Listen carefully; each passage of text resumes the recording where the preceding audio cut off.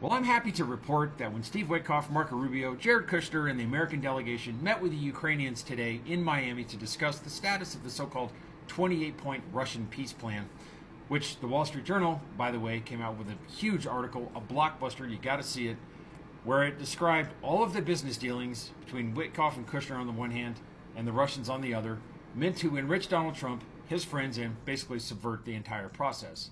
It'd be akin to, say, I don't know, after World War II, if Truman, the president, used the Marshall Plan to enrich the Nazis that had just destroyed Eastern Europe. So, well, I'm happy to report, of course, that what happened is, look at your screen, look at Steve Witkoff. Marco Rubio's back in charge. Things appear to be back on track to some degree. They're not trying to force Ukraine to give up, the eastern half of its country and not have a security guarantee and all this other crazy stuff. Taking slow incremental steps, putting pressure on Russia, as they had been for months before this jack-in-the-box came out a couple, 10 days ago, 2 weeks ago, this 28-point plan.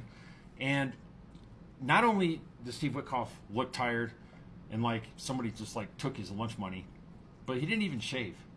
I mean, I don't know what happened to the guy. He looks like he's gone full Russian and he just crawled out of a vodka bottle. In fact, pretty familiar if you look at his face. He became the Wojak. He became the Wojak. Look at him. Couldn't happen to a nicer guy. A lot of things still happening. Back on somewhat a positive track. A lot of things still up in the air. But I'm glad to see Steve Witkoff having a terrible day and looking like absolute dog shit. Have a good night.